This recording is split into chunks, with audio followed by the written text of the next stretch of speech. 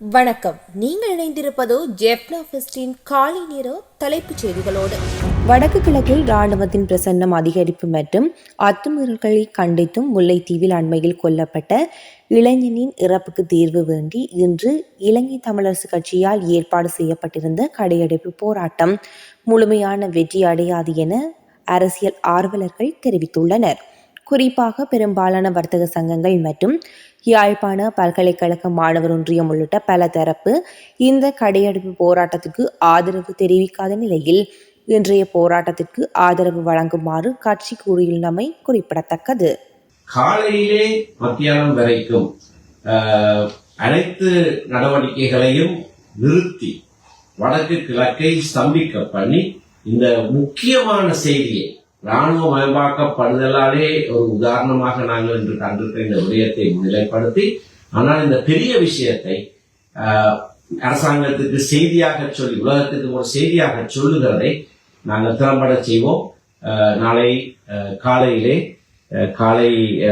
இருந்து மதியம் வரைக்கும் வடக்கு கிழக்கை முழுவதுமாக முடக்குவதற்கு அனைவருடைய ஒத்துழைப்பையும் நாங்கள் கேட்டிருக்கிறோம். வவுனியா ஓமந்தை ஏனையின் வீதியில் நேற்று இரவு இடம்பெற்ற விபத்தில் 4 பேர் உயிரிழந்துள்ளதுடன் 13 பேர் காயமடைந்த நிலையில் வவுனியா வைத்தியசாலையில் அனுமதிக்கப்பட்டுள்ளனர். கண்டியில் இருந்து முல்லைத்தீவு நோக்கி பயணித்த வாகனம் ஏனையின் வீதியில் ஓமந்தை மாணிக்கல் வளவு பகுதியில் சென்று கொண்டிருந்த போது பார ஊர்தியில் மோதி கட்டுப்பாட்டை இழந்து தடப்புரண்டு விபத்துக்குள்ளாகியுள்ளது. விபத்தின் போது குறித்த வாகனத்தில் பெண்கள், சிறுவர்கள் உட்பட 15க்கும் மேற்பட்டோர் பயணித்துள்ளனர். விபத்தினால் வாகனத்தில் இருந்த அனைவரும் வீதியில் தூக்கி வீசப்பட்டுள்ளனர்.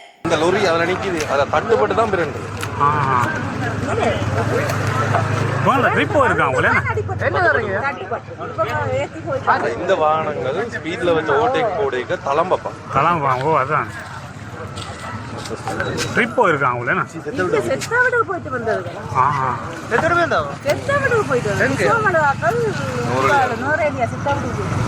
முல்லைத்தீவு முத்தையன்கட்டு பகுதியில் இளைஞர் ஒருவர் உயிரிழந்த சம்பவம் தொடர்பான தகவல்களை திரிவுபடுத்தி அரசியல் லாபம் பெற முயற்சிப்பவர்களை அரசாங்கம் வன்மையாக கண்டிப்பதாக அமைச்சரவை பேச்சாளர் அமைச்சர் நலிந்த ஜேதிச தெரிவித்துள்ளார்.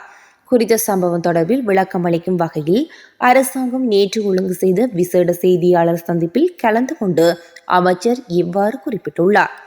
ஒட்டி சுட்டான் முத்தையன்கட்டு பகுதியில் உள்ள இராணுவ முகாமுக்குள் கடந்த 7ஆம் தேதி 5 பேர் அத்துமீறி நுழைய முயற்சித்துள்ளனர். இதன்போது அங்கிருந்த இராணுவ சிப்பாய்கள் அவர்களை தாக்கி அங்கிருந்து வெளியேற்றியுள்ளனர். இந்நிலையில் அத்துமீறிய நபர்கள் அங்கிருந்து தப்பியோடிய போது ஒருவர் நீரில் மூழ்கி காணாமல் போயிருந்த நிலையில் பின்னர் சடலமாக மீட்கப்பட்டார். இந்த சம்பவம் தொடர்பான விசாரணைகளின் அடிப்படையில் 3 இராணுவ சிப்பாய்கள் கைதும் செய்யப்பட்டுள்ளனர். இதுவே தற்போது விசாரணைகளில் இருந்து வெளிவந்த உண்மை என அமைச்சர் மேலும் தெரிவித்துள்ளார். இலங்கை கடல் எல்லைக்குள் நுழையும் வணிக கப்பல்களின் பாதுகாப்பை உறுதி செய்வதனை நோக்காக கொண்ட விடயங்களை உள்ளடக்கிய வர்த்தமானி அறிவித்தல் ஜனாதிபதியால் வெளியிடப்பட்டுள்ளது. இதன்படி சமுத்திர பாதுகாப்பை உறுதி செய்யும் வகையில் கடந்த 13ஆம் தேதி கடற்படைக்கு மீண்டும் அதிகாரங்கள் வழங்கப்பட்டதாக தெரிவிக்கப்பட்டுள்ளது. யாழ்ப்பாணம் சாவகச்சேரி போலீஸ் பிரிவுக்குட்பட்ட சங்கத்தாண்டி மடத்தடியில் உள்ள வீட்டில் இடம்பெற்ற திருட்டு சம்பவம் தொடர்பில் 2 சந்தேக நபர்கள் கைது செய்யப்பட்டுள்ளனர். சம்பவம் தொடர்பில் வீட்டு உரிமையாளர்களால் சாவகச்சேரி போலீஸ் நிலையத்தில் முறைப்பாடு பதிவு செய்யப்பட்டிருந்தது. இந்த நிலையில் இரவு குடத்தனை பொற்பதிவு பகுதியில் உள்ள வீட்டில் திருடப்பட்ட பொருட்களுடன் அதே பகுதியை சேர்ந்து 24, 28 வயதான 2 சந்தேக நபர்களை போலீசார் கைது செய்துள்ளனர். பாடசாலைகளின் 3ஆம் தவணை கல்வி நடவடிக்கைகள் இன்று ஆரம்பமாகின்றது. 2025ஆம் ஆண்டின் அரச பாடசாலைகள் மற்றும் அரசு அனுமதி பெற்ற தனியார் பாடசாலைகளில் சிங்களம் மற்றும் தமிழ் பாடசாலைகளுக்கான 2வது பாடசாலை தவணை கடந்த 7ஆம் தேதி நிறைவடைந்தது. இதன்படி குறித்த பாடசாலைகளின் 3ஆம் தவணை கற்றல் நடவடிக்கைகள் இன்று ஆரம்பமாகும் என கல்வி அமைச்சு அறிவித்துள்ளது.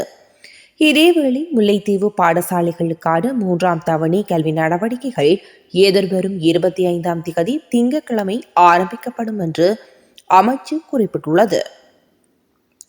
வவுனியா ஓமந்தை ஏனையின் வீதியில் நேற்று இரவு இடம்பெற்ற விபத்தில் 2 உயிரிழந்துள்ளதுடன் 13 பேர் காயமடைந்த நிலையில் வவுனியா வைத்தியசாலையில் அனுமதிக்கப்பட்டுள்ளனர்.